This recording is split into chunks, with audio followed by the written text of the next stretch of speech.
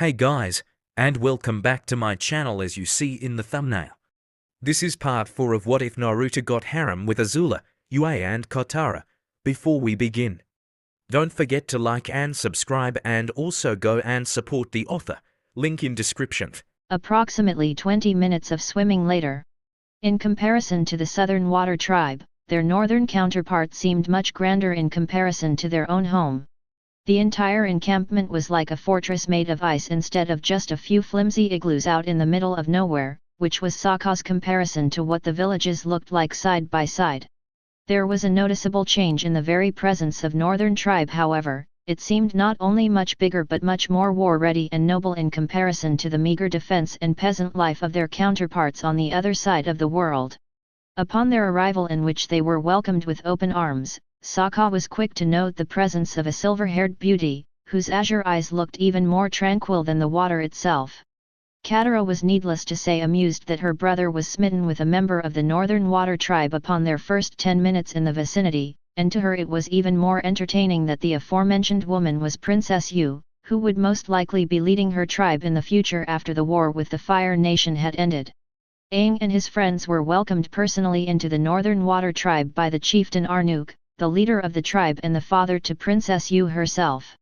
The Avatar's arrival had been expected and welcomed, unlike many other places in the Gong's previous travels where the Avatar was seen only as a coward who abandoned the world out of fear 100 years ago. While this had often been seen as Fire Nation propaganda, many people had truly come to think in such a way, something that saddened and disheartened Aang deeply.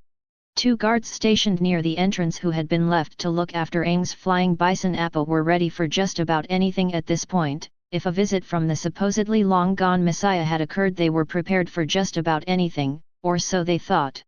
One of the 2 men squinted his eyes upon the belief that he had seen something, to which the other man would look in said general direction to see a geyser of water rushing towards the docks. They both entered their respective fighting stances. Whether or not this was some kind of new underwater assault tactic from the Fire Nation or even a rampaging serpent, they would stand to fight no matter the cost to their own lives. As the incoming object neared within 20 feet of the docks, the water exploded as a figure front flipped high in the air 3 times, landing right in front of them in the process.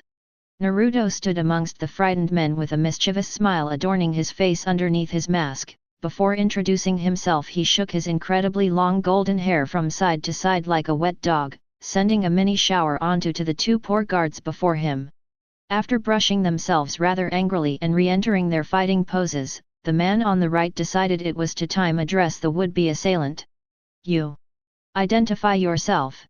Who are you and what business do you have here in the Northern Water Tribe? We would also to know where you come from, lest you be a Fire Nation spy. Naruto rolled his eyes casually and coughed a bit before deciding to make his situation perfectly clear. It's pleasure to meet you both, gentlemen. I am Uzumaki Namikaze Naruto, and I hail from the Earth Kingdom. I have traveled long and far as a wandering warrior, and then I had learned of rumors that the Avatar himself had returned to bring prosperity to this world once again. The tales have brought me here, as were the rumors that this would be where the Avatar would visit next. If he is here, it would give me great honor to meet him. Naruto said with a smirk behind his mask. All he needed to do was sugar these people up in order to get them to believe him. Perhaps all the time amongst shinobi had given him the useful skill of lying with a straight face, something he was not necessarily proud of but glad to have nonetheless. While your words seem to no ill intent, how can we know you're telling the truth? You could be an undercover Fire Nation spy here to try to assassinate the Avatar, kill our chief Arnuk, or even assassinate Her Highness Princess Yue. Not only that, but the manner in which you introduce yourself is most peculiar. You burst out of freezing water swimming at speeds unimaginable for a human, and your attire as well as your hair do not reassemble any men or women anyone has ever seen in this true before. In my entire life I have never once seen a person with sun-kissed hair like yourself, which at least bodes true in your claim that you a foreigner. The guard on the left said. Would you believe that I swam all the way here? And as for my appearance, as I said, I'm obviously not from around here. You said you haven't seen anyone with blonde hair in all your life, and I'm guessing that means you've never left this place, which means you wouldn't know if someone was capable of having this kind of hair or not. Though I must say, I haven't seen many people with my color hair myself. I guess I'm a bit of a rarity," Naruto casually retorted, earning a small snort from one of the guards. "While I can't say much about my defensive claims about people with your unusual hair color, it must be said that it would not be humanly possible for any one person, man or woman, to swim all the way here. The way here is an ocean miles upon miles long, with the water only getting colder with each passing yard. You would have either drowned out of exhaustion or frozen to death if you truly did make it into the regionally cold waters," the guard on the right stated. Naruto shrugged nonchalantly in response, stretching out his arms and legs in an attempt to get used to the frigid air. "I'll admit it wasn't really fun paddling through miles and miles of ocean to get here, but I did what I had to. I actually did come close to passing out once or twice, but I remembered that the avatar would most likely be here and that kept me going. The reason I can swim so fast is because I grew up in a small town called Boroshi that overlooked a calm river. We often had to physically swim in order to get to one area of our town to the next due to lack of sturdy bridges and not enough boats to supply everyone with." Naruto lied as his true face under his mask remained that of stone. No physical signs would be evident if he was lying even without something covering his face. The guards looked at one another in a moment of consideration, and both nodded to another in agreement. "We'll bring to the dining hall where Chief Arnuk will be the one to judge if you're trustworthy or not. If you are not what you claim, keep in mind this entire tribe is full of elite warriors and water-bending masters that are more than enough to stop a rowdy foreigner," spoke the guard on the left, as his partner and Naruto respectively began walking down the icy sidewalk towards their destination. Naruto couldn't help but smile underneath his mask out how easy it was to infiltrate this village. It was almost too easy in his own mind to be going off without a hitch. He half expected for several shinobi hidden in the shadows to launch an ambush at any moment, but then he remembered that this wasn't the age of shinobi anymore, but the age of benders. The sage smirked as he saw the faces of those he passed. Several men, women, and children looked at him like he was some type of strange creature. The guards spoke at least some truth about his matter of appearance, which it was most peculiar in today's standards in regards to what normal people looked like, something Azula and many others had made evidently clear to him many times before. The dark-skinned men and women who he passed looked upon his garments and most likely his hair in both suspicion and awe. While the arrival of the Avatar had been expected and welcomed, this new visitor was a mystery and a possible foe. Seeing the color of their skin amongst the populace, Naruto thought of a link to their ancestry to be Kumagakuer due to the darker pigmentation of flesh. He quickly dismissed this theory, however, considering how Kumo was the land of lightning and these people mainly controlled bodies of water, something that more often was to be related to the Nin of Nami no Kuni. But the land of waves bore no icebergs or frigid temperatures like this land did. Naruto had often heard of smaller villages that bordered near the North and South Poles that he never had the chance to visit in his past life, so it was most likely that these tribes were descendants of them. The blonde remembered that such groups of people, while mainly separated from the events of the world itself, were often called Inuit or Eskimos by the people of his past. Perhaps the same terms existed in this new world, but he decided not to test such a theory out of fear of being water-bent a new rump. As the trio of men entered the royal dining hall, the guards stood in awed silence as they bore witness to a marvelous spectacle before them. A ceremony to welcome the long-awaited Avatar was currently being performed. An elderly man with slivery white hair led his friends in a spectacular display of elite water-bending prowess. The aged warrior was recognized by every man, woman, and child of the Northern Water Tribe as Master Paku, the greatest waterbender of their tribe and close friend as well as advisor to their own chieftain, Arnuk. Naruto's eye followed the rhythm and complexity of the waterbending before him, to which he himself would admit that there was no doubt the group performing such arts were all equally talented warriors. Such a natural command of chi over water without the use of jutsu was usually rare even in his own time. But it wasn't an impossible feat to be sure. A high-level jonin or an experienced umbu-op who had been trained in water release styles could most likely perform what he was seeing now. It didn't take long for the young sage to deduct who was most experienced in the group. Naruto knew it had to be the eldest out of them all. He had a stern look on his face that demanded respect and commanded a great deal of power. As he stared at the elderly man from afar, he was at first reminded of his own dearly departed sensei Jiraiya, but was quick to note that the aura of this man seemed different than that of his old master. It was rougher, more rugged, and most likely less friendly or as casual as what Jiraiya had been. The only advantage he could think of was that the old man before him most likely did not have the arrow Sunin's perverse nature as a part of his own personality. As he and the guards walked forward closer to the ceremony where they could be seen, several heads turned to look at them only for many eyes to be drawn to Naruto out of almost immediate curiosity. Two girls who were currently seated caught Naruto's attention slightly, as his one good eye drifted from watching the water bending underneath his mask to watch them through his peripheral vision. They were both dark-skinned as he had come to expect, but the main difference lay within their physical features. One was dressed in an urban-style blue dress befitting a peasant, with her hair put into little loops which he found oddly attractive. Another similarity between the two was that they both had soft but firm blue eyes, but understandably they lacked the animalistic slit that was present in his retina. The other girl dressed in a much more royal style of clothing that was easily discernible from the aforementioned girls, but an oddity about this one was that her hair was not even remotely close to the black or dark brown colors of her fellow villagers, but it was a reflection of the moon itself, a silvery beautiful white. Naruto noted this as particularly odd in his own mind, not just due to the fact that her hair was so much different than the others around her, but because of her age that she bore such an opaque feature. Most people he had seen in his own time that had apparently had not changed from what was currently the present was that usually only elderly people possessed silver white hair, fondly remembering his Jiraiya-sensei as the best example. In his own time there were sometimes people of a younger age that bore a sort of silver white hair, but such people were rarities within themselves. There was the passionate swordsman who had once allied with Sasuke, Hojiki Suijutsu, and then there was one of the Sound Four who had a sort of grayish-white hair, Kimimaro. Naruto remembered that his own Kakashi had a darker shade of silver hair, in which a member of Akatsuki, Haiden, had in common with the Sharingan warrior. But the most likely noble girl to the side of him bore the whitest hair he had ever seen in his entire life, an even clearer white than Jiraiya's. It had become apparent that the combined girls staring had attracted the attention of others next to them who were seated as well, most notably a male water tribe teen and a bald boy dressed in what appeared to be robes suitable for a monk. The boy who sat next the girl with hair lupus had a noticeable portion of his own hair tied up in a bun in relation to keeping a warrior-like look. He dressed in the same manner to the similar-looking female next to him, a much more peasant look adorned his clothes, a small boomerang and club tied his waists.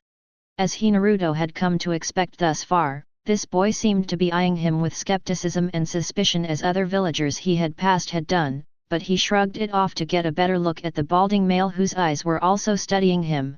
The noticeably younger male was dressed in robes similar to what Naruto himself had to adorn in reference towards his time studying the sage arts on Mount Myaboku. The cloth reflected a certain art of both tranquility and balance, imitating the robes of that traveling monks would wear in the shinobi age as they embarked on their journeys to achieve nirvana.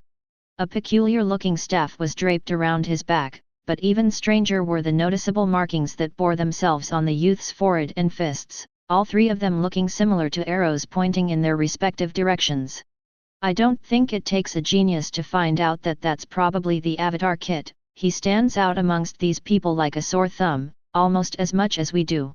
Gotta agree with you there, Kurama. Yeah, I think we should have enabled a genjutsu that makes us look a bit more normal in comparison with these people. We're already gonna have to tell them one hell of a fib, not that that'll be of any consequence or difficulty, mind you. Ned, we shouldn't have to cloak ourselves for stuff like this, even if it is a reconnaissance mission. Better to have the people of this world see us for who we are than hide in the shadows during your days as a nin. Besides, just like when we show off what we can do, it's always funny to see people react to our actual physical appearance, given how strange we look to them. Any thoughts on the Avatar so far, Kurama? Sense anything unusual? Are you kidding, Kit? Look at this guy. He's a fucking toddler to old-timers like you and I. This is the guy who's supposed to be the self-proclaimed messiah to save the world from the tyranny of our homeland? This is a joke without a punchline, Kit. What say we just flatten the little twerp right now and save Azula the trouble? No, this a reconnaissance mission, Kurama. Reconnaissance? I'm supposed to spy on these people, not murder them. We talked about this already, remember? I was hoping I could change your mind. And what was that about calling us old-timers? I thought you'd never admit to being old, Fox. You know damn well I could be your 50 times great-grandpa before you were even 10 years old. How do you think I feel about reawakening from at least a 5,000-year coma into a world where jutsu and ninja are practically non-existent? It won't be fun to slaughter people anymore if they can't even put up a good fight. It's not either for me either, Kit. The entire world I knew is gone, and for the record, I'm just gonna shut out the slaughtering people comment.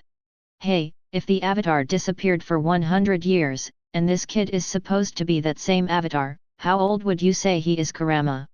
I'd say about 112 tops chronologically. As I said before, we're both old farts compared to this kid, no matter if he's older than everyone here excluding you and I. I've got at least 4,000 years on you, Kit, where you have at least 5,000 years on this little Gaki. That would make sense. He's like me in that aspect, I guess. We're both much older than we actually appear. You're only as young as you feel, Kit. Even though I'm chronologically old, I feel spry as hell. My sentiments exactly, Kurama.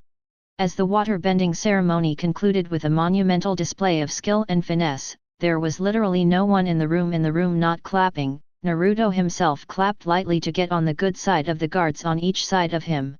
Deciding not to wait any longer and to be noticed at long last, Naruto walked over to the man not as elderly as the one leading the demonstration, but a great deal older than the youths who had locked eyes with him before. Due to the fact that he had walked past the vicinity of the guards, they were quick to try to restrain him before he got within 12 steps of their chieftain, only for one to be thrown to the left casually and for the other to judo flipped over the blonde's right shoulder. A few gasps echoed across the hall as several waterbenders, including the eldest man, stood in front of their chieftain, ready to attack this strange newcomer at any waking moment. You'll have to forgive me for that small display of physical violence, Chieftain Arnuk. Your guards were starting to get a little too touchy-feely for my own tastes. Allow me to introduce myself. I am Uzumaki Namikaze Naruto, a villager from the small town of Boroshi of the Earth Kingdom. A pleasure to make your acquaintance. Naruto said casually, his arms crossed as his robe slightly fluttered as a breeze passed by. There seemed to be tension in the hall now. Many suspicious and wondering eyes looked upon the peculiar visitor with much question. The eldest man stood forward amongst his pupils, gazing at Naruto with a rather disdainful look. Forgive us if we don't seem to be hospitable, but people rarely address themselves to Chieftain Arnuk without first being addressed themselves. Not only that, but they do not casually use violence on our guards when they are restricted from approaching our leader. Paku answered in a demanding tone, while the sage reacted with an almost challenging smirk in response. As I said, I'm not one for being detained, regardless of who is doing it and for whatever reason.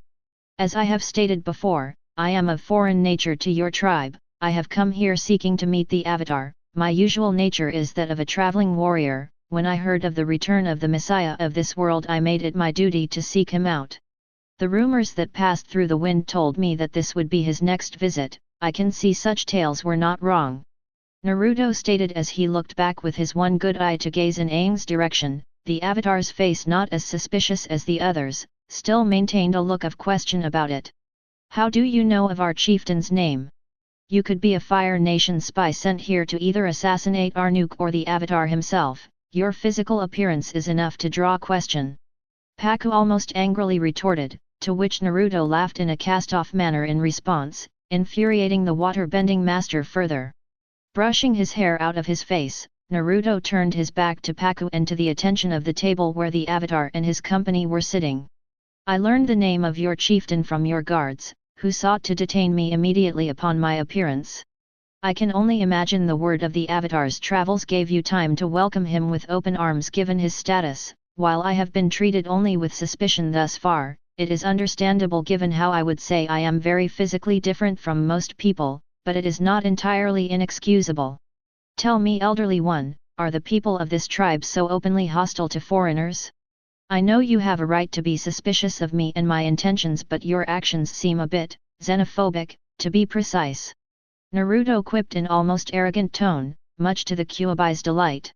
While the sage himself had no desire to cause immediate trouble with the group he was supposed to be spying on, he couldn't help but poke fun at their faults while he had the chance.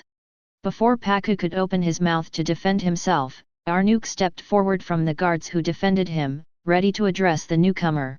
You'll have to forgive our welcoming entourage. The Northern Water Tribe does not often have many visitors, and as you mentioned beforehand, the status of the newly awakened avatar gave us reason to prepare beforehand. Tell me, strange traveler, by what means of transportation did you arrive here?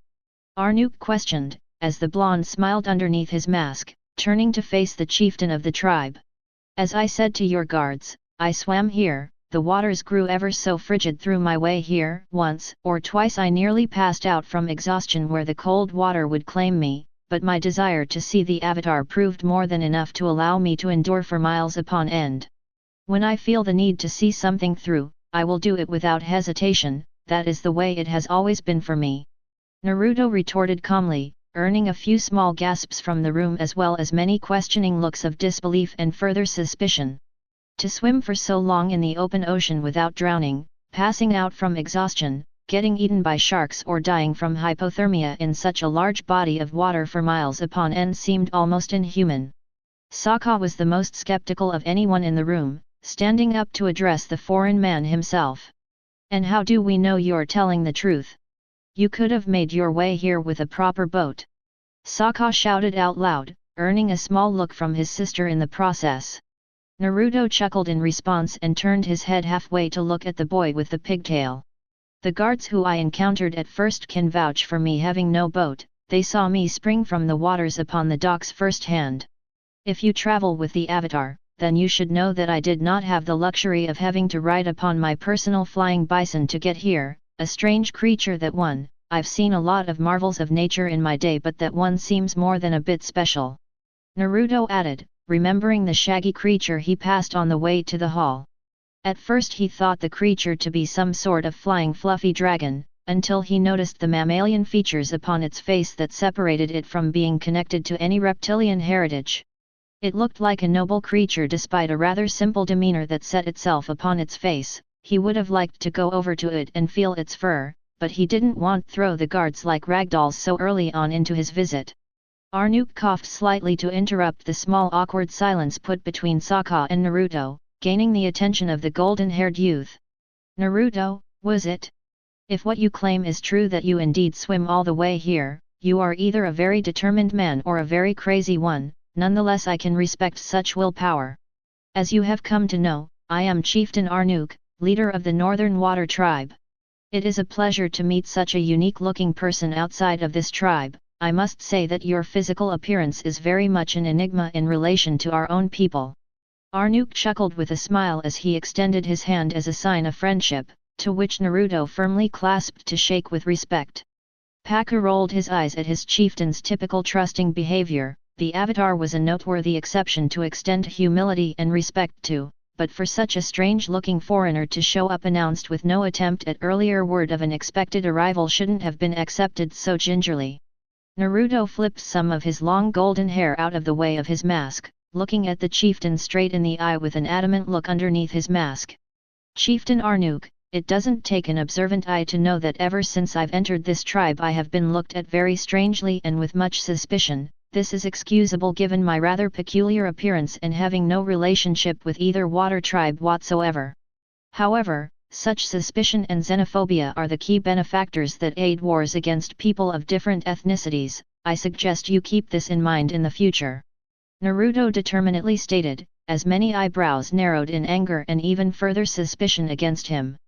Paku was the strongest among them to glare at Naruto, something the blonde returned with his one good azure eye. You herself did not know what to think of this strange man, rather wanting to know himself than judge him solely on the fact that he was a foreigner. You should hold your tongue, boy. Such direct impudence to our chieftain himself is near inexcusable, especially for one outside our tribe. Paku stated angrily, but Naruto did not falter. It is not impudence, if anything it is the exact opposite, it is wisdom. I've given your chieftain advice on how to deal with people outside of his homeland. Perhaps if more people have followed what I have stated, the war with the Fire Nation would die down a bit due to a time built upon considerable patience and respect for a person's heritage regardless of ethnicity. Naruto retorted with a small bit of fire present in his voice, as Paku's glare on continued strengthen under Naruto's words. As a show of good faith to this tribe, under your permission Chief Arnuk, I would like showcase a demonstration of skill to entertain you all. Your previous ceremony was to welcome the avatar himself who now sits in your midst. Allow me to honor the strength of your tribe with my own skills. The youthful sage quipped, earning a challenge look from Paku. And what makes you think we desire a demonstration of your skills? This tribe is full of elite waterbenders under my tutelage. I doubt whatever skills you have or are of much importance in relevance to our own strength. Paku practically smirked, earning a small glare from Katara in the distance.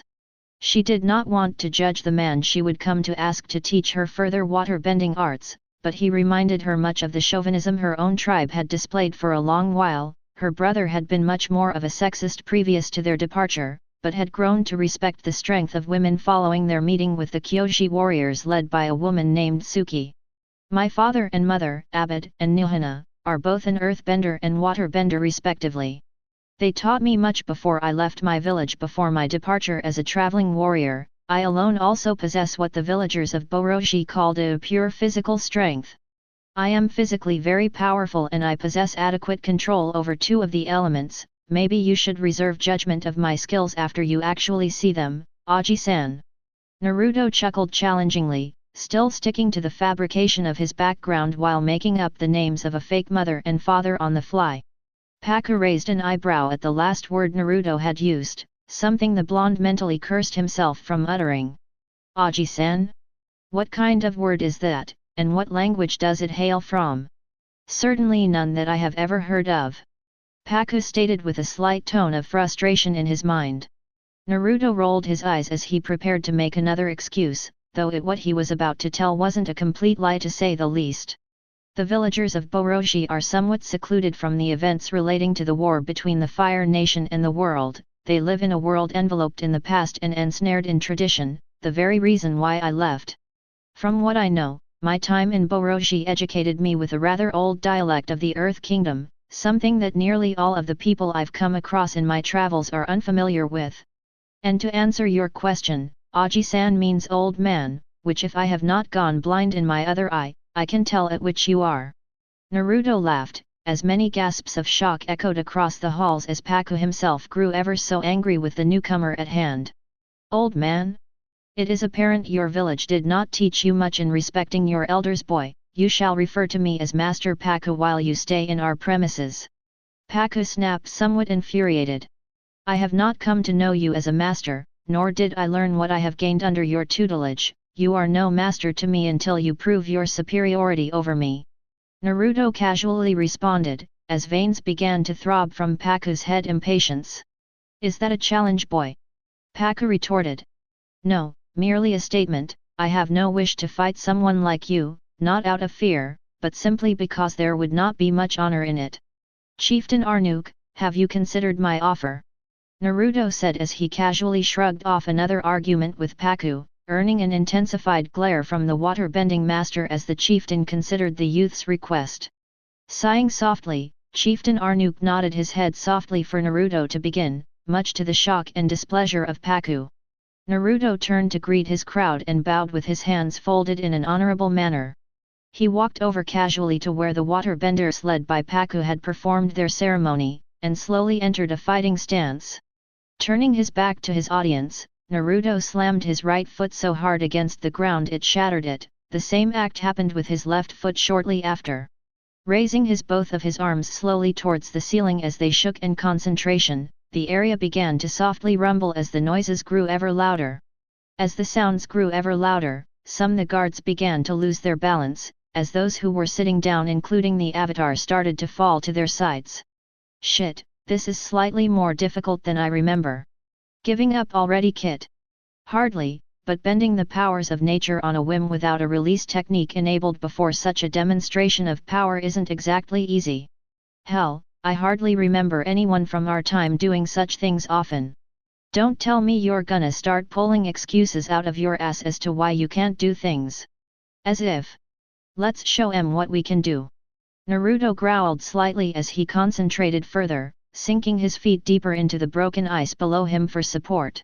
Then suddenly, like a roar of thunder echoing in the clouds, a large pillar made of sheer ice rocketed from the ground, nearly devastating the stadium which he was based on as well as almost colliding with ceiling. Many eyes were now widened in awe, while others still maintained a look of skepticism, most notably Paku and Sokka.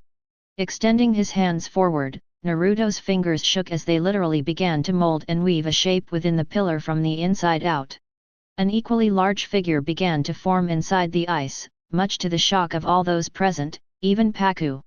What Naruto was performing was a sort of indirect water bending, literally crafting the inside of the ice with the essence of water to form the shape he wanted on a whim. At first it had appeared the boy was merely concentrating for another earth-bending display, when in reality he had been discreetly water-bending immediately after his impressive display. "What are you making, Kit? Or should I say, who are you making? One of the women I saw sitting down earlier, with any luck, they'll like this sort of treat. Crushing on the Water Nation girls already, Kit? Of course not, just finding a way to honor them as well.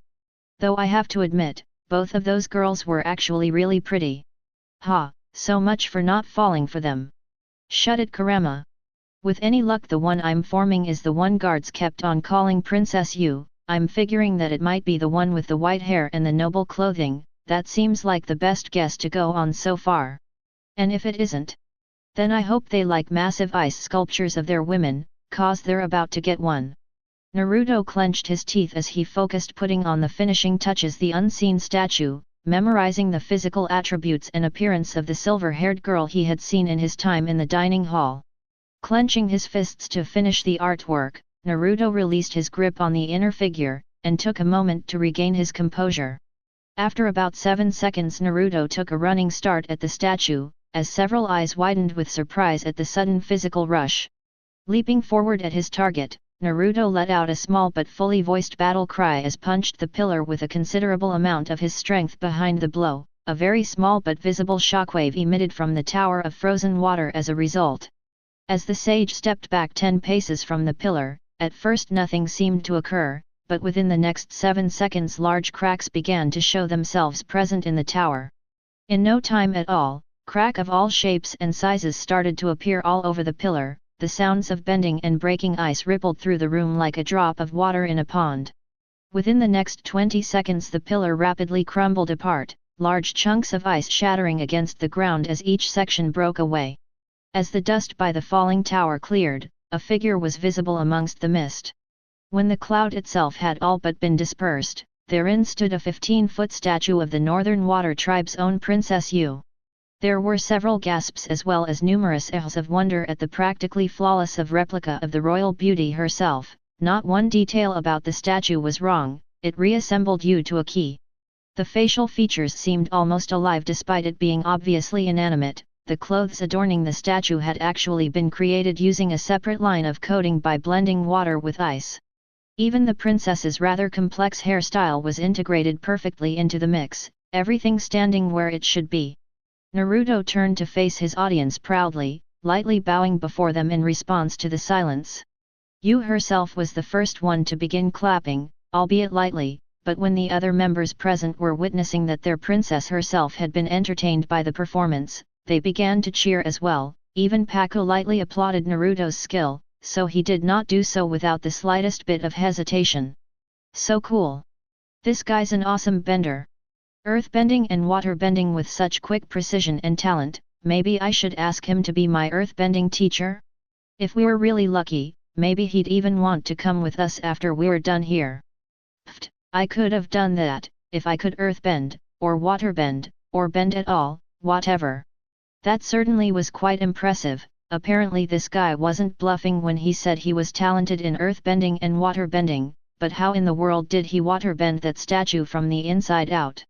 I didn't even think something like that was possible. Maybe Master Paku can do it, but I'm not sure if he could shatter a pillar of that size with one punch alone, which also proves Naruto's physical strength is quite prominent as well. Such were the thoughts of the Avatar and his entourage. Naruto hadn't looked any of them directly in the eyes as they pondered his skill, but he could just imagine their surprise to begin with. The girl with the white hair seemed particularly impressed by Naruto's performance, which would quickly prove to be a benefactor in his favor. Arnuk walked up to Naruto while slowly clapping, bowing lightly to the sage out of respect, to which Naruto returned the gesture with a similar kowtow. It appears your strengths were not false claims, Naruto, you truly do have all the talents you described, of both bending two of the arts and possessing immense physical strength as well. Not only have you proven to me that you are indeed the warrior you claim to be, you honor me and this tribe by presenting a gift as lovely as this, a statue carved of earth bending and water bending together to create an exact replica of Princess Yue, my very daughter and future leader of this village. Arnook smiled heartily as he bowed to Naruto once more out of respect, to which the sage looked at Yue out of the corner of his azure eye. The chieftain's daughter, huh? Looks like your deduction was correct, Kit, and a thumpin' good guess it was too. You lucked out for once, boy. I'm surprised it sat so well with him. While some fathers would be impressed by such an action, others would probably be pissed that I used my powers to create a replica of their daughter. I don't why he would be angry, it's not like you made the statue ugly or insulting or anything like that. And besides, it's not like you're hitting on her, yet. Do you really have to come to the assumption that I'm trying to get with her? I'll admit, she's very pretty and most likely a good person if her father is this nice, but I'm not trying to sweep the princess of her feet or anything like that. Well, given that the fact that you were supposed to have 9 wives back in our time, I've pegged you as something as a mortal playboy. Gee, thanks. Hey, the most powerful demon of all time just acknowledged you have significant prowess over the opposite sex. You're probably the first and only mortal who will ever receive such a compliment, be grateful for it. You make a good point, thanks Kurama, for real.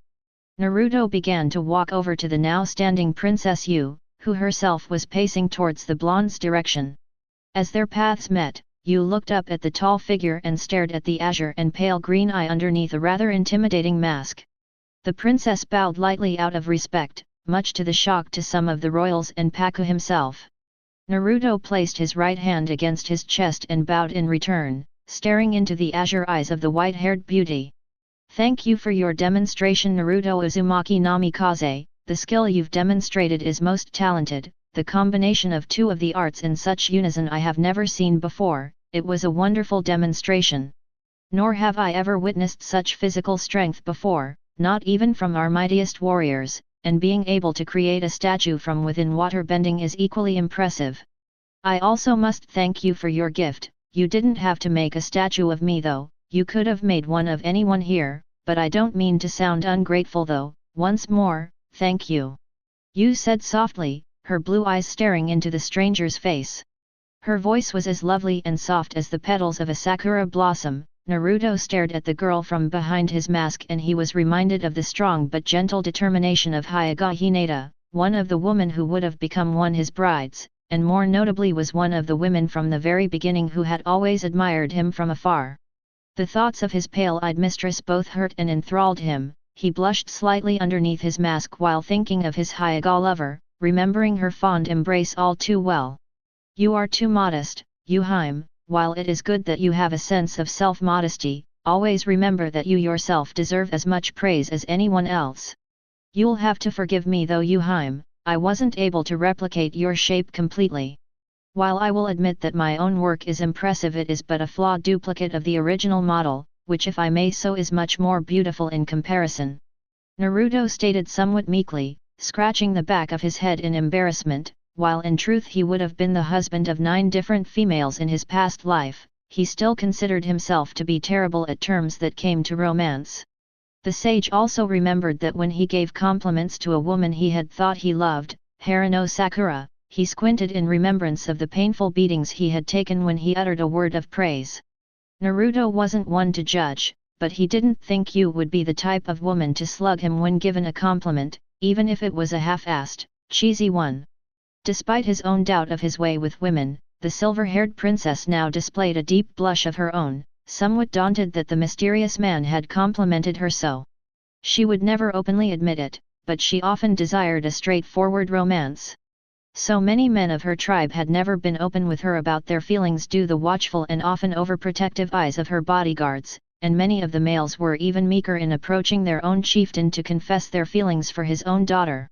Paku had continued to glare ever so eagerly in Naruto's direction for trying to step outside his station, while Sokka also shot off a look that contained skepticism and a hint of anger, but its true intention with that of immediate jealousy. Aang, while biologically 112 years old, still had the mind of a mere child, and did not exactly register any romantic tension due his childhood ignorance, while Katara on the other hand, like anyone else, had fully registered what was going on. She couldn't help but smirk and stifle a chuckle in response to her brother's quite obvious infuriation, but then she couldn't help but wonder if the blonde truly meant to compliment her in such a way, or it was in fact unintentional and a clumsy come-on at best. Coughing lightly to break the tension and silence in between them, Naruto extended one of his hands towards the princess, to which she took without hesitation as the two shared a firm but gentle handshake. After the physical contact had passed, Yue looked up to the foreigner with question in her eyes. Excuse me Naruto, but what does Harem mean? Is that another word of the dialect that your town of Boroji used? I only say such things because, like Master Paku, that is another word that sounds most unfamiliar. Yue stated gently to the sage, as Naruto smiling behind his mask the whole time. You are correct to assume that word belongs to that ancient language. In Boroji the term Harem means princess, which factually, you are. I not only used this term to be correct in my standing to you, but as a compliment as well. As you can imagine from my description, Boroji was not exactly a village adorned with nobles. All the villagers of that town, including myself, do not have any royal status whatsoever, so usually calling someone Harem, usually a girl mind you, would be a term to show respect, and sometimes endearment. Naruto finished calmly. Before Yue could open her mouth to respond, she was interrupted by a rather cumbersome cut-off from a certain southern tribe boy. Keep your hands where I can see 'em, pretty boy. You're speaking to the princess of the Northern Water Tribe, she doesn't need some weirdo foreigner trying to mosey up to her. Sokka rudely interrupted, pointing a finger right in between Naruto's mask to Yue's shock and to his sister's dismay. He was quickly pulled away by the ear by his sister, who proceeded to practically chuck him down in his seat and give him an icy glare before turning to face Naruto. You'll have to forgive my brother Sokka, he unfortunately learned his manners from more than half of the men at my tribe before they went off to fight. Such traits include a chauvinism that is recently starting to decline within him, but more prominently rudeness to complete strangers. Allow me to introduce myself, my name is Katara of the Southern Water Tribe. As I said beforehand, you've already had the unfortunate honor of meeting my brother Sokka, and this is Avatar Aang, the newfound protector of this world. The young Inuit woman said, gesturing to her scowling brother, herself and Aang throughout the midst of her sentence. Aang was the next one to introduce himself, greeting Naruto with a customary bow and looking up at him with rather curious, childish envy. How did you do that stuff you displayed just a moment ago? It was really awesome. Your parents must have been really good trainers in order for you to harness such skills. Aang somewhat energetically exploded, startling Naruto a bit as he casually took a step back. He knew his skills were impressive in the standards of the benders of this time, but he honestly didn't expect such a small display of his power to have this big of an impact. That and the fact that the person who was made out to be the scourge of the earth by Azula seemed to be even more of a child than he had descriptions of beforehand. It seemed more than 100 years of being absent from the world had not influenced this boy's maturity. The persona he was displaying so far reminded him much of a combination of his deceased friends Rock Lee and Konohamaru. A rather chipper little savior, aren't you? Naruto joked as he squinted his eyes observing the boy's mannerisms, to which Aang rubbed the back of his head in an embarrassed fashion. Yue attempted to get another word in but was interrupted once more by Sokka, who this time remained seated. Just a question, tough guy, what are you wearing that mask for anyway? Sokka inquisitively asked, receiving the almost expected narrowing of eyes from Katara. To hide my face, I thought that's what masks did. Naruto casually retorted, earning a small chuckle from Yue and Katara in the process. Aang tried to stifle a bit of a snort at Naruto's rather blunt answer but had to let off a small giggle despite Sokka's continued infuriation. Cute, I thought I was the only person who used sarcasm. The southern warrior replied. I wasn't being sarcastic, you asked a question, I gave you an answer. The youthful ancient stated, causing Sokka to facepalm and look towards Naruto once again with skepticism. What I meant was, what exactly are you hiding your face for? Are you ugly or something? Sokka snorted as began to snicker, earning a smack to the back of the head from his sister. The blonde laughed casually, sighing slightly at the boy's rather moot point. Naruto himself remembered when he had thought the same of Madara even before he had begun to question his false identity as Tobi, of who was behind the mask and what they looked like to begin with. And even when his true name had come to be known and the mask had been shattered, he had admitted that the end result was a bit anticlimactic to what his own expectations. Behind all that power, ingenuity, and bravado, Uchiha Madara, the real identity of the one called Tobi, was nothing more than a bitter and resentful old man with an unfulfilled grudge against the world. It would have been funny if it wasn't so pathetic, but Kurama had laughed about the irony of it regardless. Funny, I had processed the very same thought about people who wear masks in my earlier years of traveling. What I learned is that sometime what you expect to be under it can either a very astonishing secret or a very anticlimactic build-up. If I had to give an opinion about myself under this mask is that I don't consider myself to be a handsome rogue Percy, but just a bit over what females and some males think of physically attractive. Naruto stated in a modest tone, not wanting to come off as an arrogant prig in front of any of the inhabitants of the Northern Water Tribe, especially their princess. Well, at least you're level-headed about your appearance, unlike a certain someone I know. Katara added smugly while smirking at Sokka, who proceeded to stick his tongue out in retribution.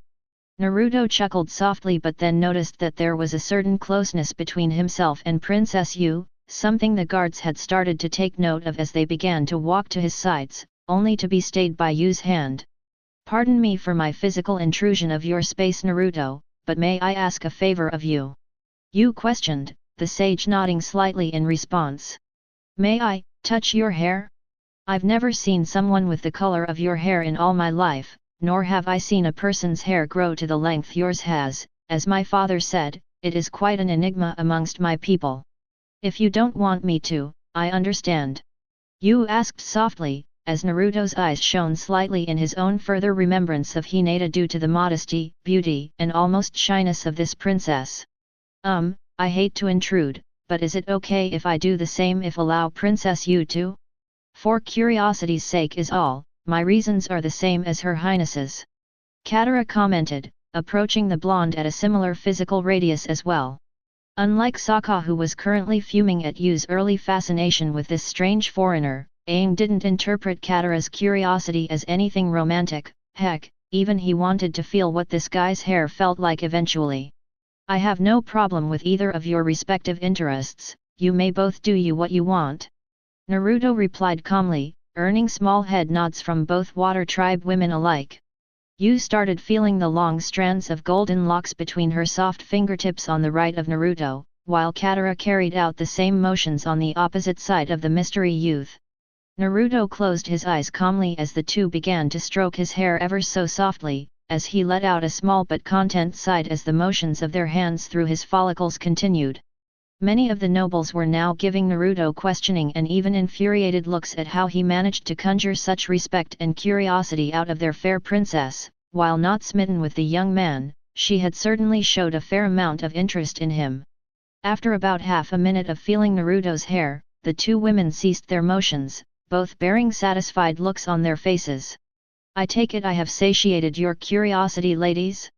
Forgive me if my hair was rather frigid. My tales about swimming here are not false, I assure you," Naruto said as he chuckled to himself. While had not swam the full distance he had claimed to have, he still considered swimming even a mile in the icy waters quite unpleasant, even with the Kyuubi's chakra coating his body with its heat.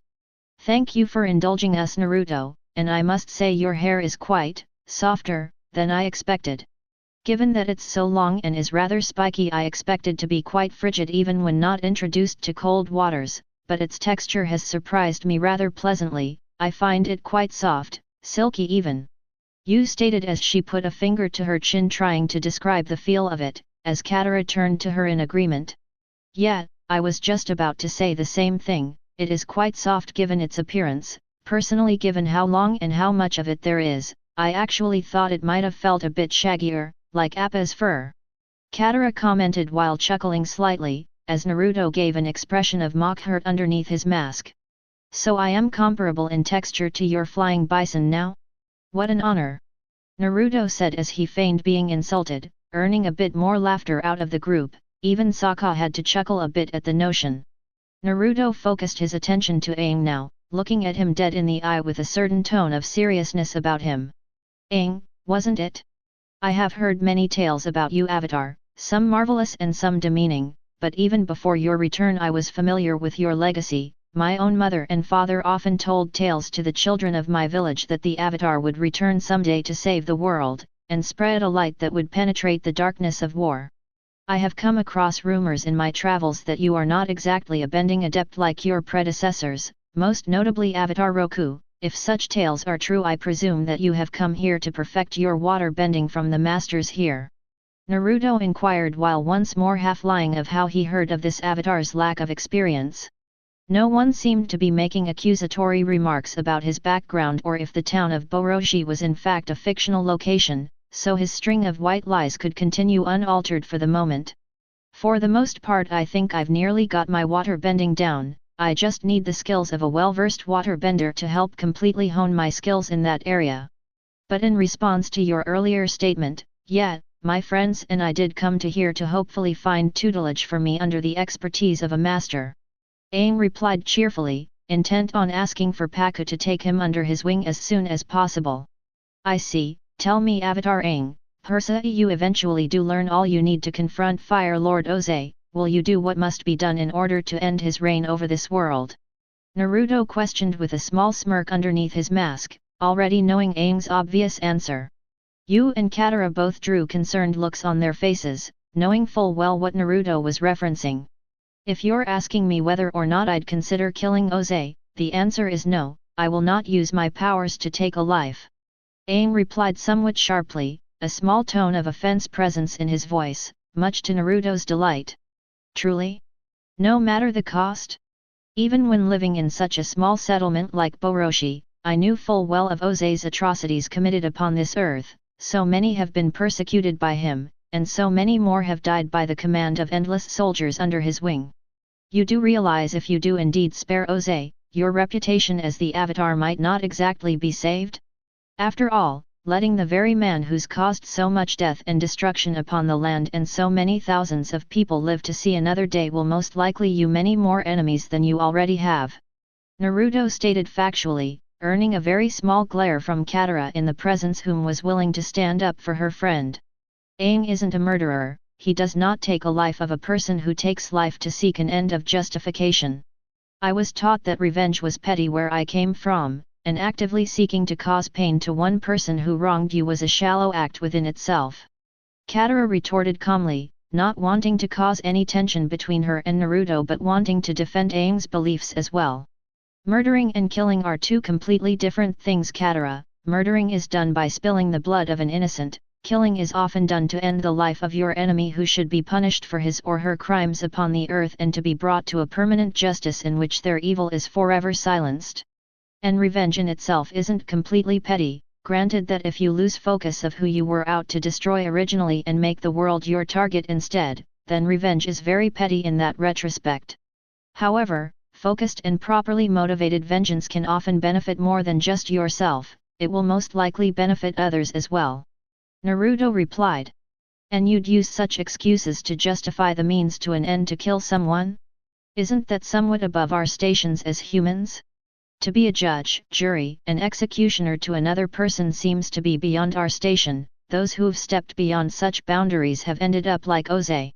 Yu remarked softly, knowing full well the burden that war had brought upon both her people and the people of the world itself.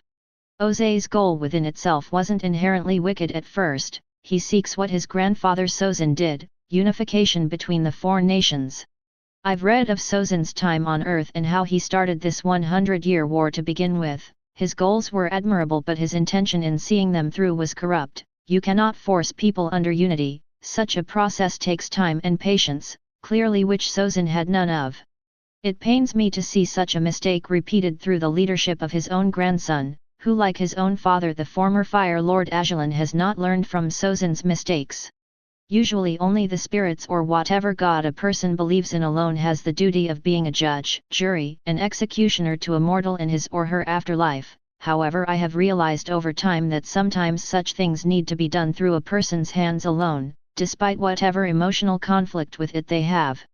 In my travels I have encountered many people who couldn't be dissuaded for their often vile endeavors, more than half of whom crossed paths with me in the most violent of ways. Often, I did not wish for conflict, but I almost had no choice in the matter to begin with. When my hand was forced, sometimes I chose to kill the people who I believed would not change themselves, with hearts so black that they rivaled the darkness of the night. I am my own judge, jury, and executioner, and I will not be bound a moral code relating to deities of any sort in order to restrain from not doing what must be done. Naruto adamantly finished, earning a good share of gasps from those around him listening into their conversation, while Yue and Katara themselves both bore looks of both shock and awe upon their faces. Aang himself looked conflicted about Naruto's words, where Sokka's glare of skepticism just continued to have reason to grow. "So you've killed people before, charming," Sokka stated, adding his 2 cents into the conversation, trying to lighten the somewhat grim mood. "Often when I had no other choice, some people who are kept alive to be given chances at redemption often do not learn of the error of their ways and repeat their mistakes, restarting a cycle of tragedy and misfortune upon all they come across. I have often ended such wheels of fate, ending a cycle often damned to repeat itself." Naruto replied. "Aren't you worried the spirits will judge you in your afterlife for taking on such a role? I cannot judge you for the things you believe to be right. Your determination in your own cause is admirable if a bit frightening, but I can respect it," Yue added in, while Katara looked at the water princess with a look of question and surprise. She would have not thought that a person like Yue would vouch for someone to murder another, but she was quickly reminded that Yue never actually stated she approved of killing someone, just that she admired Naruto's determination of doing what he believed regardless of what others thought of him for it. "Katara has a point, your spirit could be condemned if you continue down your path," Aang put in worriedly, concerned for the well-being of Naruto's soul. Even if he didn't agree with his methods, he had been brought to believe by his former mentor and teacher Jisto that all life was sacred, regardless of their decisions while they were in mortal realm. "If my earlier statement didn't make my view clear on deities and religion, allow me to express it more thoroughly. I pray to no one. If there is a God, or if the heavens do in fact exist, then they may judge as me as they fit once I enter their realm, but before I do I shall commit my life to do what I believe is right regardless of whatever consequences I take with me in the next life," Naruto replied softly, earning a somewhat respectful smile from the avatar in the process. Regardless whether or not Naruto's soul would be condemned in the eyes of the heavens for his deeds on earth, at least Aang could rest a bit easier knowing that the blonde was at least content with his actions and ready to face the judgment of any existing deities upon his transfer to the spirit world. Sokka stepped forward ever so slightly, a questioning look upon his face that showed more curiosity than ill will for once. "So, does that make you an atheist, Naruto? I mean, you said you prayed to no one, which would imply you do not believe in one true God or several deities, but you're willing to accept said God or God's judgment if they do truly exist once your soul transcends past the earth. So with that in mind, what do you believe in?" the southern tribe warrior asked the sage, who in response raised an eyebrow underneath his mask. "You're much smarter than you let on, Sokka, it's a clever disguise," Naruto replied in a half-joking manner, earning a nod of agreement with Sokka, who only caught up with the fact that it could have been an insult 5 seconds afterwards. "In relation to my own religious beliefs, I believe that I don't believe until I can see what the truth before me is. Balancing faith with logic is quite the challenge, and many consider it often close to heretical. But I will do what I must, regardless of people's criticism or lack of acceptance," Naruto said. Sokka nodded in his head with a look of acceptance upon it, finally coming to understand the blonde in some way despite his mysterious demeanor. "Avatar Aang, you should go talk that man called Paku, there is skill and experience in his eyes, if you are seeking tutelage from a master I'd go to him," Naruto commented, as Aang nodded in agreement, walking over to address his apprenticeship to Paku, Katara following right behind her avatar friend in hopes of also learning under the guidance of a water-bending master. Naruto turned his head to Yue and Sokka to seek a different topic that differed from stances on killing and religion, only to be interrupted by the sound of multiple trumpets. Several royal guards made their way into the dining hall, as several water tribe women followed in unison to welcome a coming royal into the midst of the nobles. The figure who entered was a teenage boy similar in age to Sokka, though just from physical outlook of him there were several differences. His skin was a much lighter color than the dark tone of both Sokka and Katara's, applying a slightly different heritage from the Inuits, or perhaps an Inuit mother and Caucasian father, or vice versa. His clothes like Yue's were of noble status, but his presence of being royalty had already literally announced itself for him to the point where no one wouldn't be able to tell he was a noble. The teen bore a strong cleft chin with blue eyes similar to Sokka's, but the look upon his face showed signs of possible conceit or vanity, something that Naruto had judged for himself. Arnuk was the first to welcome the new coming royal, walking up to him and bowing out of respect, which the teen did at least have the courtesy to return with a bow of his own. "Ah, Lord Han, what a surprise to see you so early. I will admit it is most unexpected, I had been told that you were to arrive tomorrow." The chieftain commented with the smallest bit of weariness in it that was detected by the nearby sage, noting Arnuk's rather tired-sounding voice. "I had tried to send word that I would be arriving sooner than expected, Chieftain Arnuk. Unfortunately you must have been so preoccupied making way for the Avatar that you did not hear of my impending arrival. I'll let it go this time though, considering he is the Messiah of this world and all." Han scoffed as he feigned hurt, trying to force a laugh out of the room in the process. The teen looked at the Avatar for a moment, studying him almost, but then his attention to Yue upon the rather quick assumption that the newfound savior wasn't worth talking to. Han had expected a warrior of old, not a mere child, fighting alongside an Avatar who would be Roku's reincarnation had originally thrilled him, until he saw the rather jubilant demeanor of the boy who was supposed to be said Avatar. As Han made his way to Yue, he practically pushed Naruto aside on his way to get to her, something that the sage would have originally returned with his own less than pleasant words, only to be reminded that he was trusted little enough by the people already. He didn't need to go bash a royal of theirs in order to gain further hostility. "Ah, my Princess Yue, you are looking as enchanting as ever. I must say our engagement has lasted a bit long for my tastes though, perhaps within the next few weeks we can be wed to unite under us the stars faster, does that not sound appealing to you?" Han almost suggestively implied, much to Sokka's annoyance as his eyebrows began to have seizures in response to this new-coming teen's less than subtle approach. Naruto had to refrain from sighing heavily under Han's somewhat overbearing ego, to which even the physically distant Katara felt the slight taste of vomit in her mouth after feeling the arrogance of this new noble from literally 10 feet away. "I cannot wait, my Lord Han, I look forward to the day when I can call you my husband." Yue answered politely as she could, much hesitance and perhaps a bit of sorrow evident in her voice to both Naruto and Sokka. Han smiled like an eel and offered his hand to his princess, to which he took her hand in his own and pressed his lips down upon her forehand, all the while Sokka resisted the urge to projectile vomit in Han's direction.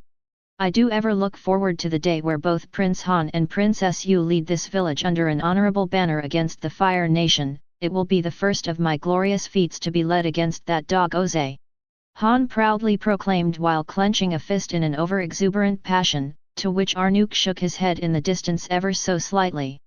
Han then started to take note of the people around him, most notably the Southern Water Tribe members and the rather peculiar-looking warrior whose presence in the hallway was most unpleasant to him. "Chieftain Arnuk, I must say that I'm rather surprised that you'd let the Southern Tribe rabble into the royal dining hall, even if they were in the company of the Avatar I heard about. And who is this rather unruly-looking foreigner? One of the Avatar's accomplices or just a stranger with no place amongst our community?" Han laughed to himself haughtily. Sokka's incredibly short fuse was moments from going off and Katara herself was already shooting off one of the nastiest glares she could muster. Even Naruto himself had to shake his head at this boy. He had always resolved never to judge a person before all their cards were put on the table, but this arrogant noble had played a bad hand from the start. Arnuk felt the urge to resist face-palming and even Pakku was starting to become mildly annoyed. The old water-bending master knew that Lord Han would eventually become a prince when his marriage to Yue would finally take place, in which by tradition he would eventually become chieftain of the Northern Water Tribe following Arnuk's passing. Pakku knew that the nobles often cared little about peasant from either their own nation or the one from the Southern Water Tribe, but the way Han had cast the Avatar so casually annoyed him slightly. The only thing that seemed to save Han's character in Paku's own mind was calling out Naruto's unknown presence. Before the young lord could further go on with his meager complaints, he noticed a beautiful, 10-foot-tall ice sculpture that was the exact replica of his engaged.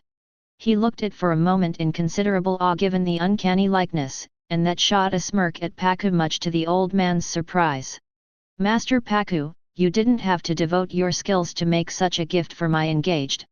Though I must admit, the detail in it is unusually refined, but I wouldn't expect any less from the water-bending master of the Northern Water Tribe," Han stated in a prideful fashion, only to be interrupted in his moment of bravado by the old man himself. "I did not make this statue, Lord Han, it did not come from my bending. It was made by a combination of earth bending and some type of internal water bending, the latter of which is very to witness even amongst our elite benders. I cannot take credit for this work. If you look to thank anyone, you may thank Naruto Uzumaki Namikaze, the unruly foreigner you mentioned earlier," the water-bending master replied, to which Han's head whipped in Naruto's direction upon such a statement. Naruto himself was a bit surprised that the old man had admitted it was not his work, and was even more surprised that the esteemed master regarded his bending with praise. Perhaps Paku did bear a sense of honor and modesty after all, even if it was minuscule and hard to notice on the surface. Han looked at Naruto with a stare that threatened to pierce through ice, but Naruto did not falter, standing his ground with a blank expression behind his mask. "If what Master Paku says is true, then are you the one who has created this physical recreation of my Princess Yue? While I must admire your skills for such bending expertise, I highly advise you remember your station amongst our people." Han venomously spat, to which Sokka felt the overgrowing desire to throw his boomerang at the direction of the noble prig. "Pardon?" Naruto replied curiously. "Princess Yue carries the blood of Water Tribe nobility inside her veins, and that blood will eventually be melded to bring honor to our tribe. Remember that are not only but a peasant, but a foreigner as well. An attempt to draw closeness to my engaged is not only an offense to me but a disgrace to this tribe in general," Han angrily retorted to Sage, whose fists started to clench in anger at the impudence this boy was giving him. "I haven't tried to court Princess Yue as you claim, I have only treated her thus far with respect and sentimentality. The statue I made is supposed to be a sign of goodwill and respect towards your people, and even if I am a peasant and a foreigner, I have at least showed that I mean towards this community. Now, if you'll excuse me, I'm going for a walk to cool my head. Your arrogance is so baffling that I truly am at a loss for words to continue this argument." Naruto huffed in a state of frustration, leaving the dining hall as calmly as he could. As soon as he was no longer within sight, Han began to chuckle and joke around with Arnuk that the security must have been severely lacking to let such an unbalanced foreigner into the tribe at all. Sokka inched his head closer to Yue in order to get her attention, which she started to take notice of. "Hey Yue, wanna go for a walk? If you don't mind me saying so, I really don't wanna be here anymore, things just got a little too uncomfortable back there for my tastes. Speaking of which, it looks like things might heat up again soon, so we might wanna bolt while we can," Sokka whispered as he comically motioned to Yue and Katara, whose talk with Paku was starting to sound like a small argument. Yue nodded in agreement, and let one of the royal guards know that she was off to commence her daily walk, and that the Southern Water Tribe warrior had been invited to partake to keep her company. There were no objections, of course, due to the fact this was the princess herself who wished to have company on a stroll, and Sokka luckily noted that Han seemed to be getting really involved with talking to a crowd of nobles about his regaling tales as a warrior, much to the contented sighs of several young teenagers about his own age. Once the duo was out of the hall and out in the open, Yue sighed heavily as their trek began. She had not expected Han's arrival so soon. In comparison to her father's own surprise, she had preferred not to see him at all, but she knew it was her duty to accept the marriage for what it was regardless of her own personal feelings. Emotions such as want and desire were unfitting of a noble, that's what she was brought up to believe, but deep down she felt that if such traditions limited the role of her actual life itself, imprisoning her behind rules hundreds of years old.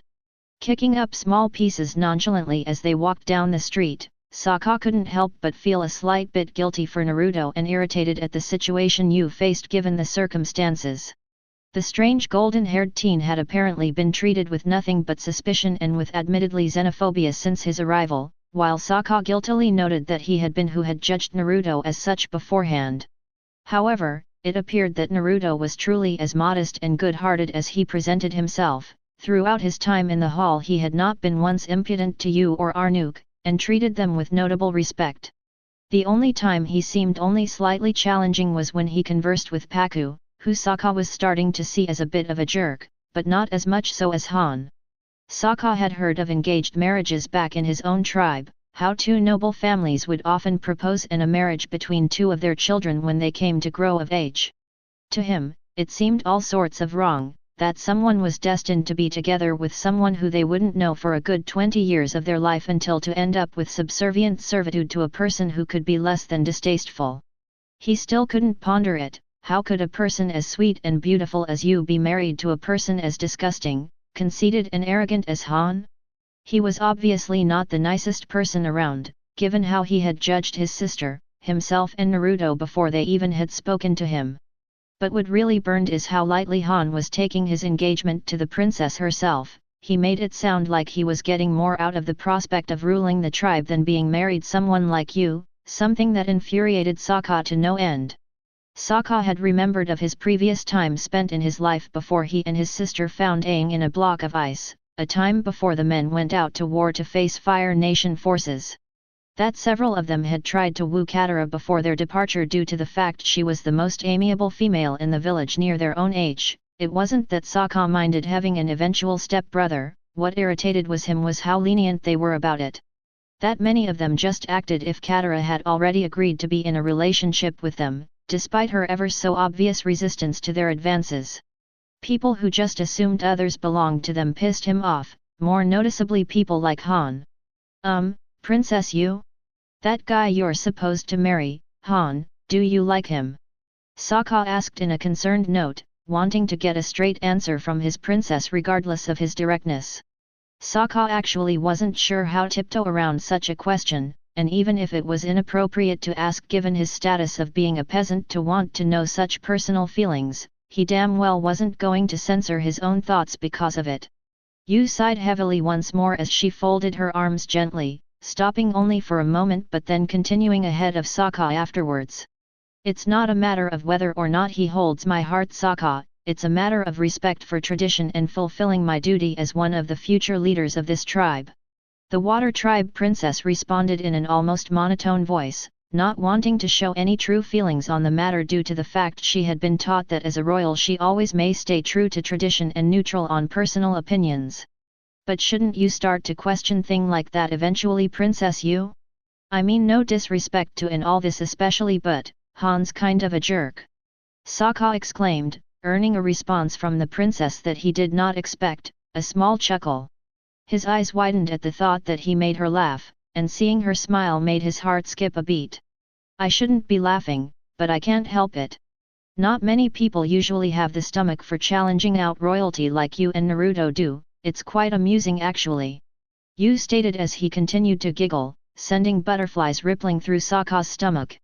She was forced to calm herself down when several peasants who passed her and Sokka took note of her sudden outbreak of laughter, which seemed rather strange for the usually calm Princess Yue to have. Sighing a bit to regain her composure, Yue looked in Sokka's direction as they continued to walk down the path set in ahead of them. I shouldn't speak against his lordship in any way, but my future husband is indeed a bit conceited. He often brags of the countless battles he's won and how he looks forward to leading this tribe alongside me, but I truly wonder if that's the case. Lord Han honestly seems to be more interested in the status of ruling itself rather than truly being my husband, but enough of this talk, we shouldn't be having it. It's not my place to question his motives, my role is to follow and serve him. Yue said almost sadly as she continued to pace forward, momentarily leaving a disappointed Sokka behind as he stopped walking for a moment out of sadness himself. Damn it, there's gotta be a way to show Princess Yue that she should follow her own path regardless of these stupid traditions. The spirits know full well such ancient ties have probably held back both of our tribes for years in the things we could accomplish. Our elders are just too stuck up with following rules their great-great-great-great-great-great-great-grandparents set centuries ago. I mean, She's already admitted that Han is a stuck-up little brat of a ruler, kinda, in her own words. But if she knows that he's so conceited, then why hasn't she asked Arnook to try to find her another suitor? Traditions be damned, if I was her in position, thank the spirits I'm not, I'd try to find a much better husband than that. As the two eventually made their way to the very end of the small city, they came upon the docks where boats of both large and small sizes were kept, and the newest addition to the pier was Appa himself, who looked quite content after the long trip to rest for a bit. The sea shimmered upon the light of the sun shining in the horizon, with miles upon miles of ocean going on as far as the naked eye could see. Yu's eyes shone even brighter in the light than they did before, which caused Sokka to stare for quite a long moment before the princess herself eventually noticed his gaze and giggled softly, the southern warrior blushing scarlet as he turned his head to hide his shame. One couldn't help but notice a rather tall figure next to Appa. However, a certain sun-kissed haired male stood next the lovable beast, scratching behind his ears gingerly. Taking this as a sign to start a conversation, Yu walked over to the large bison as it grumbled contentedly under Naruto's touch. What an amazing creature, surely you must have great fortune upon you to travel in its presence, Sokka. Yu said as she looked up at the large mammal in awe, its brown eyes reflecting in the sun as hers did. She nervously reached out her hand to pet the creature, pausing at first due to reflex, before placing her palm on his nose where he mumbled happily, to which Yu couldn't help but smile widely in response. If by luck you mean being chased by firebenders everywhere, then yes, we've been quite lucky. Sokka dryly commented, where both Naruto and Yu had to take a moment to chuckle at the boy's blatant but most likely truthful statement. Sokka turned his head in Naruto's direction, smirking at the long-haired boy. I see you've met Appa, you two have it off real good already. Usually he's a bit apprehensive about strangers, you must have a thing with animals. Sokka smiled, whereas the shinobi couldn't help but laugh at the irony of Sokka's statement. I have to admit, approaching this guy, I was wondering if he was going to be aggressive to me or not. Turns out, he's really just a lovable puppy, albeit a 3-ton, flying mammalian puppy. Upon getting to know this big goof, I gotta say that Aang is actually a pretty lucky guy to have him as a pet. It'd sure be awesome to have a friend like this to fly you everywhere at your leisure. Naruto stated casually, looking at Appa with a sincere smile filled with respect for the noble beast. It reminded him much of an actual Biju, just much less aggressive and not nearly as big, a sort of mini Biju in his own mind. Looking at Yu in a state of concentration, the princess could tell what was on his mind. It had to be addressed sooner or later, why not now? I'm sorry my engaged, Lord Han, treated with such callousness, Naruto. I know you did not mean to offend my tribe in any way through your respect. Han unfortunately does not see the kindness that you have offered my people, he never did appreciate the skills and abilities of foreigners. It's a part of the royal family curse, I'm afraid. Nobles often judge those below their status of being unworthy of both their time as well as their people's, though even peasants are treated better than the foreigners, who are mainly seen as lice embedded within the skin of an animal. Yu sadly noted. You have no need to apologize to me, Yu Haim, the dishonor was Han's, not yours. And I believe that even my actions were out of a personal attraction. I do not such emotions as offensive. Love cannot be restrained by status, it is not so simple a thing to contain. Naruto smiled almost goofily, to which Yu blushed slightly at his words, both agreeing with his opinion and slightly awed by the fact that the boy would stand up for his emotions if he truly did feel such a way about her. You aren't afraid of being ridiculed and mocked by the nobility? Yu asked inquisitively. Of course not, a title may instill status over a people, but man to man or woman to woman we are all of the same equal worth, not one of us is better than anyone else. And, if I truly did have feeling for someone of noble blood like you, I would not hide them. Love is not something that should be contained, nor should a person be ashamed of who they fall in love with. Naruto said once more, earning a slightly stronger blush from Yu in the process, but this one was more out respect than a physical embodiment of attraction. You are most wise, Naruto, and most kind as well. There should be more men like you in this tribe, and in the world in general, perhaps then this war would have ended sooner. I must admit, if I truly had the power to change tradition, my Lord Han would have not been made my suitor. Yu responded solemnly, earning a concern from Sokka, who gingerly put his hand on her shoulder to comfort her. He felt a little disheartened about hearing Yu's praise for Naruto, but to him what was more important was just making sure she was happy. Naruto shook his head from side to side, raising a fist clenched in determination as his other hand continued to stroke Appa. But you can change tradition, Yuhaim, it's all a matter of willpower and belief. People like you cannot be restrained by petty rules that hold back the prowess of what your future can be. If you're the princess, you should be able to marry whoever you want, and you shouldn't have to put with a self-entitled moron like Han as a partner for the rest of your life. Naruto said passionately, surprising both Sokka and Yue at the blonde's sudden outburst. So many times Naruto had seen politics literally screw over so many good people in his past life, he now had the resolve to change that. Are you sure I can actually accomplish such things, Naruto?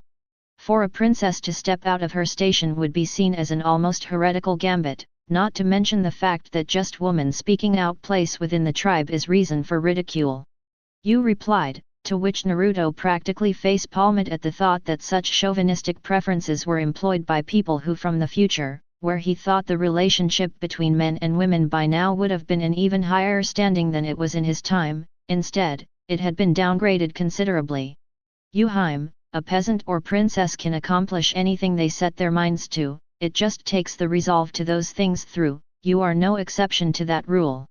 Plus, this whole women can't do things men can thing is really starting to get on my nerves. There were plenty of earthbending women back in Boroshi who could wipe the floor with me if they wanted to.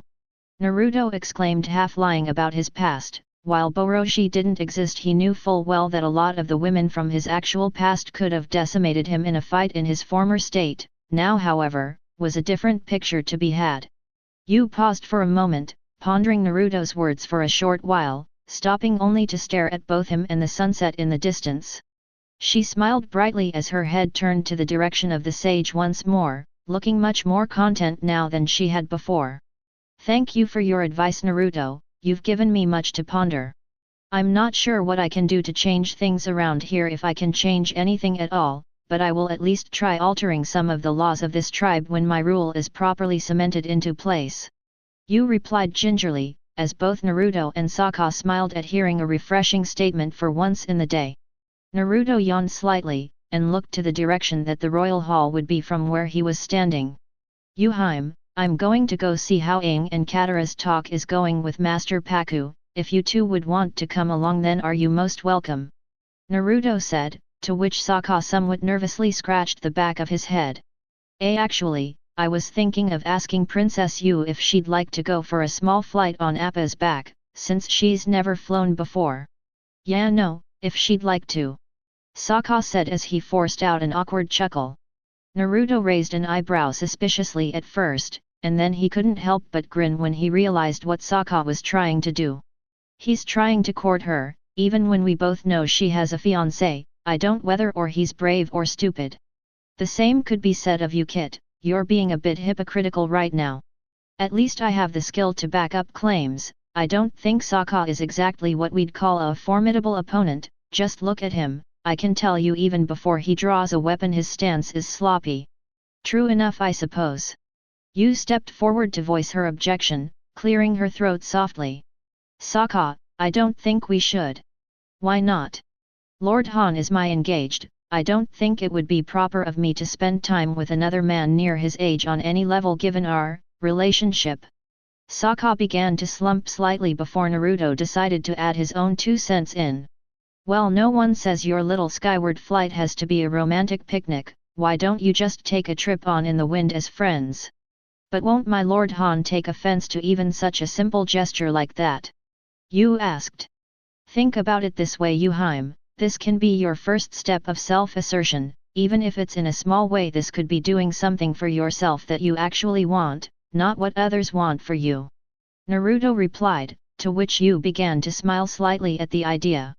Very well then, Sokka, I think I'll join you after all. Yue proclaimed, to which Sokka forced a half-hearted smile. Well then, I think I'll be off, you two play nice up there. Naruto commented casually, while both the princess and the peasant blushed deeply at his implication. Gee, thanks Naruto, just as friends isn't really going to help me teach her that Han's an idiot and she shouldn't be with him. With your mysterious helpful guy performance, she'll probably start to fall for you instead. Girls always fall for the dark hero bit, Katara nearly did with Jet before she realized he was a moron. Naruto couldn't help but chuckle upon hearing Sokka's thoughts, to which the teens turned back to him in question, where he waved gingerly to cover up any suspicion. As the sage walked away, he couldn't help but glance over his shoulder to look at Yue upon Appa's back, who in turn had also turned her own head to look at him. Yue's blue eyes connected with Naruto's for about 30 seconds before Sokka finally managed to get Appa to take off, much to his delight. Such a strange man, but such a kind, wise one as well. No one has ever once tried to tell me I could be anything other than what my station demands, but he believes I have the potential to be whatever I seek to be. He isn't afraid of being singled out by the nobles despite being of no noble blood, and he follows the path he believes regardless of mocked or ridiculed along the way. And as anyone could plainly see, he clearly possesses admirable power without flaunting it or even having an overinflated ego behind it. Kind, respectful, powerful, modest, wise, tall and even a bit witty, if only Han possessed such qualities. Even if the potential Naruto believes I have fails me and I am forever positioned to be a figurehead amongst my people, I would have at least wanted the privilege to be a wife to a man like that someday in my life. It would have been much more honorable than what is to come. Yue's thoughts echoed across her mind, though the water princess was unaware that someone else had heard them. Naruto had gazed directly at Yue's eyes before she had taken to the sky with Sokka, and using his only mental prowess reading inherited by his training as a sage allowed him to briefly access a door into the mindset of the princess. He smiled brightly upon hearing her thoughts, and then began to jump 20 to 30 feet with each leap in the direction of the icy castle, while many onlookers looked on in awe at the incredible leaping boy. To them what he was performing was physically impossible for any human being, and to enact such a feat so casually was beyond amazing. Within a time period ranging between 2.5 minutes, Naruto landed softly at what was just beyond the top step that led to the castle. The sage still couldn't help but smile upon what he had learned from Yue's own mind. I take it you're happy, Kit? Why wouldn't I be, Kurama?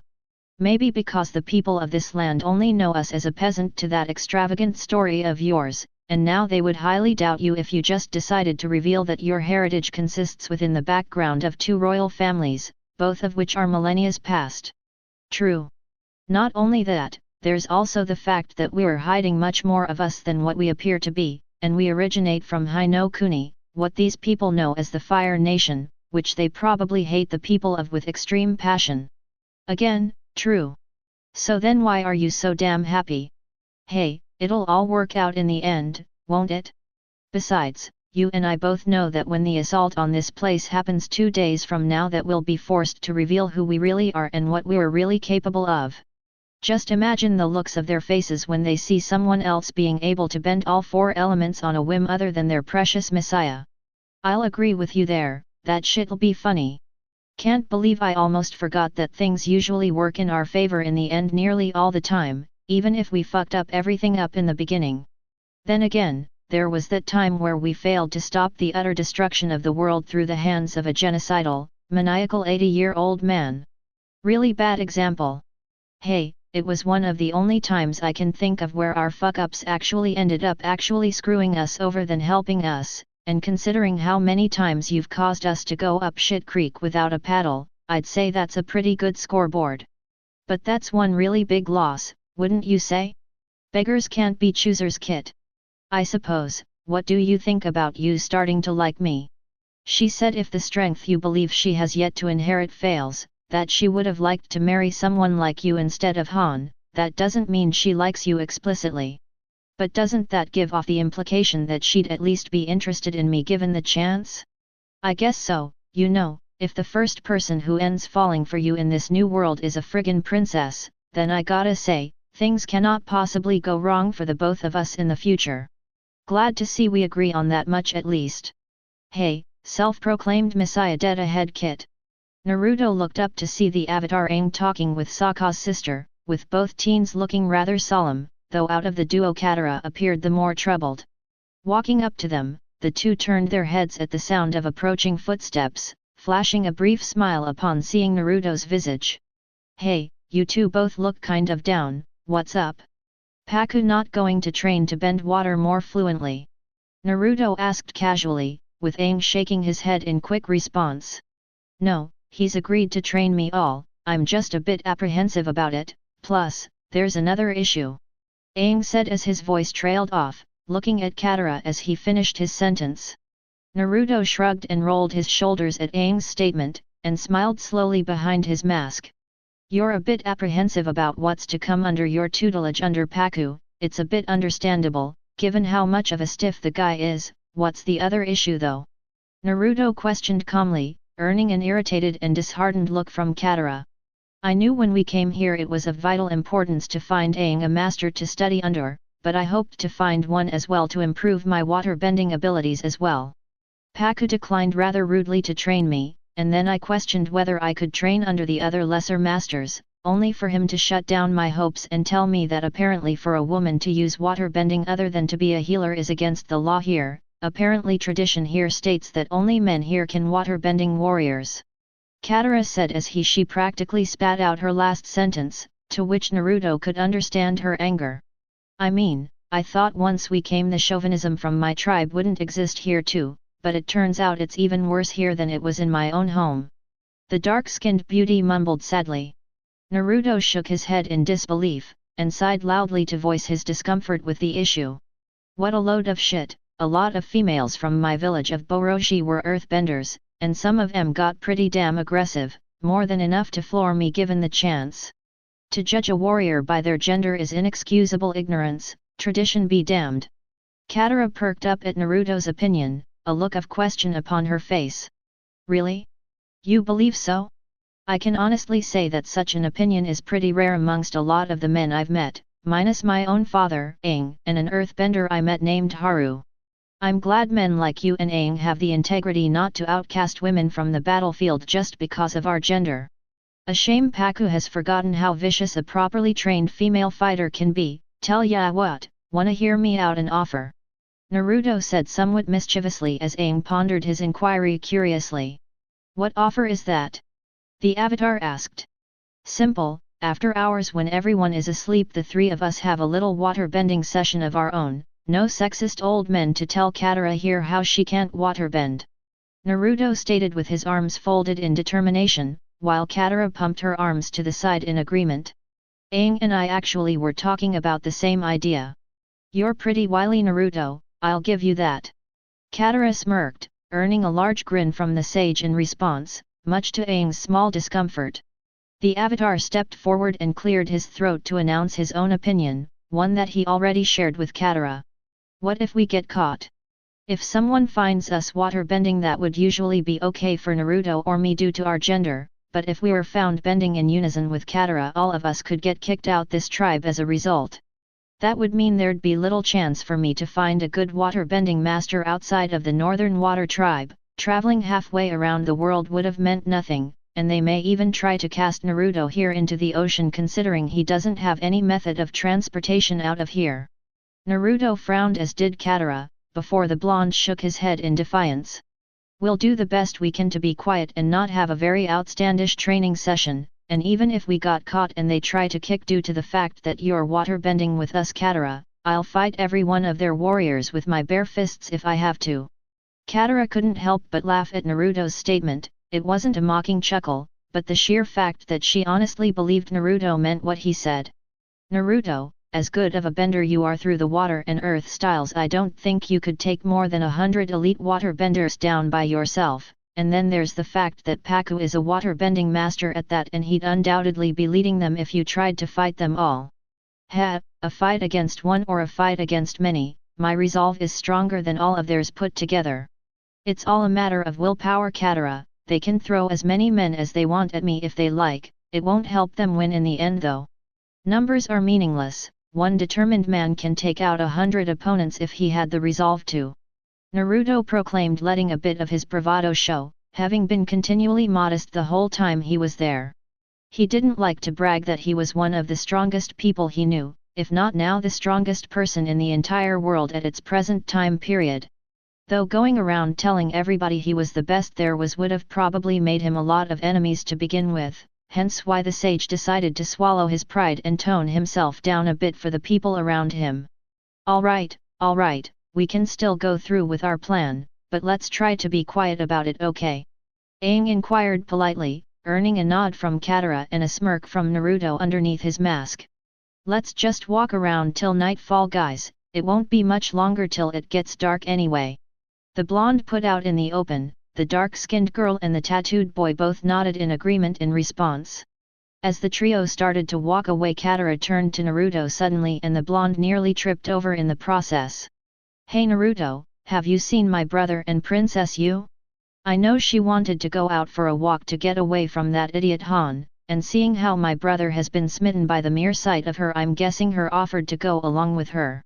Your brother and Princess Yue found me near the pier shortly after I met Aang's flying bison, Appa. I must say the beast is a very dignified, respectable creature. He was a bit apprehensive of me at first and then within the next 5 minutes he was letting me scratch his ears, Naruto noted, much to Aang's surprise. If Appa likes you Naruto, that must mean you're a good person Naruto, otherwise he wouldn't be so accepting of your presence. Aang commented in a genuine manner. As for your brother, he had some plan of taking you off on a sunset flight on Appa's back. I'm honestly surprised she doesn't know he likes her yet. Think he'll try to pull off some goofy romantic one-liners on her while they're up there. Naruto laughed as they walked onward. Katara joined him in his laughter, all too well aware of how her brother had constantly tried to flirt with the girls of the tribe back at their own home, which usually ended up with a red smack mark across the face. 4 hours later, Naruto stood against a pillar amongst the dark, watching as Katara and Aang waterbent back and forth. When they had questioned him why he wasn't participating immediately, he merely responded that he wanted to see their own abilities first before they saw any more of his. From what the sage was witnessing, the two teens had a very basic understanding of the water style element within itself, Katara ever so slightly more than Aang, but that was to be expected given the Avatar was yet to master all of the 4 known elements of the current world. Katara seemed a bit more focused during the session, but any person who was present during her small argument with Pakku could have told you it was probably due to her anger towards his chauvinism and in spite of the sexist traditions in general. Naruto stepped forward, clapping slowly and softly, as both teens turned their heads to him. You guys do have a pretty good grip on waterbending in particular, but you still need a bit of work. That's why we came all the way here, only to have that belligerent old fart shut me down. At least Aang gets to be taught. Katara spat slightly, still fuming that in her own part she had been shut down after traveling across one end of the earth to the other. Perhaps not, I could teach you a bit what I know of waterbending, things my mother Nihana taught me. Naruto exclaimed, while Katara's eyes widened in interest. Really? You'd do that for me? Katara asked. But of course, if some sexist old geezer isn't gonna teach you, I don't see why I shouldn't when I'm perfectly capable of doing so. Naruto quipped, to which Aang stepped forth to question him. But can your skills really measure up to a master like Pakku? Even if he is grumpy, he's still a master. Aang stated. Naruto rolled his eyes, slapping his hands together back and forth as he prepared himself. I may not be a master, but I can sure as hell hold my own in a fair fight, sometimes even an unfair fight. Watch this and learn carefully. Naruto began to concentrate, humming in a very low note as he gained composure. He let out a very low sigh as water began building at the edge of his fingertips. As the condensation began accumulating, he whispered in a very low voice a jutsu he had learned from his time in Kirigakure. Sushin, a Kwaburyado no jutsu. Within seconds, a 4-foot-long blade of pure water formed from Naruto's fingertips, being kept in its sword-like yet lucid shape in place by the chakra of the blonde alone. The two couldn't help but gasp slightly as Naruto held the water in place. None of the water that had formed it was dropping to the ground, it remained solid yet fluid at the same time. Whoa, that's so cool! Aang exclaimed rather loudly, quickly being shushed by Katara out of fear of being discovered. How are you able to keep its shape solid like a sword but fluid like water at the same time? It doesn't make any sense, it's a pure contradiction of physics. Katara proclaimed, earning a smirk from Naruto. That's pretty easy to explain actually, I'm using my chakra to hold the water in place as the shape I want it to be, but through my manipulation of the aquatic elements I'm having it maintain a lucid shape rather than a solid one. Simply put, I'm using my own chakra to pressurize the water into a physical form but not one of solid ice. I've given it shape without shape. Naruto responded as he moved his right hand slightly from left to right, demonstrating how the water would not fly from his fingertips and he could control it at a whim. Katara grew another look of question on her face, to which Naruto expected when he used a word unknown to her. Chakra? Don't you mean chi?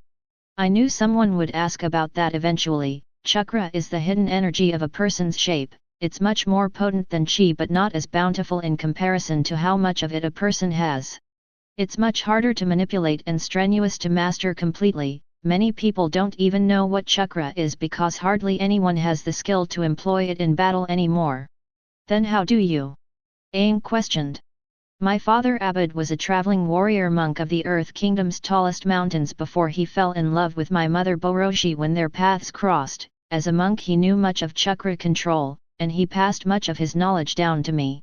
Even though I nearly have chakra control down, I'm still not an expert at controlling it like my father was. The sage stated as his ocean of lies continued to grow, feeling slightly guilty about the fact that he had to give false information to anyone who questioned him about his past. His lie about how he was not the master his father was in chakra control was perhaps his greatest lie. From what Naruto knew he had surpassed his own real father in every way, including that of chakra control, which was a grand feat within itself due to the fact his father was called Shinobi no Kami, the god of shinobi, a title only given previously to Sarutobi Hiruzen, the Sandaime Hokage of Konoha. Wow, you're really lucky to have been taught such things at such a young age. Katara exclaimed, somewhat jealous that Naruto had manipulation of a stronger body energy that nearly everyone else employed. Is it possible to master that technique without using chakra and using chi to power it instead? Aang asked curiously, wondering if he could learn such a technique as well.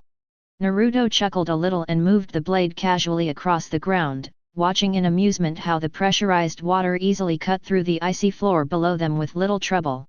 It'd be quite difficult to maintain this sort of technique with chi alone, given how chakra is a much more potent energy source that allows one to manipulate elements on a greater level. Plus, I don't think you'd want to learn this technique due to your shared pacifism. If it can cut this easily the ice, imagine how easily it could cut through a person. One stroke would be the only attack needed to end an average man's life. Their faces quickly stiffened at the thought of directly killing someone, something Naruto had made plainly clear he had no moral dilemma with. As Naruto raised his hand up towards his chest, the lucid sword suddenly froze completely. The shimmering water that bubbled from Naruto's fingertips had connected to his hand. Katara and Aang looked on with a look of astonishment, while the sage himself didn't look the least bit pleased. How'd you do that? Another chakra-related technique? Katara questioned.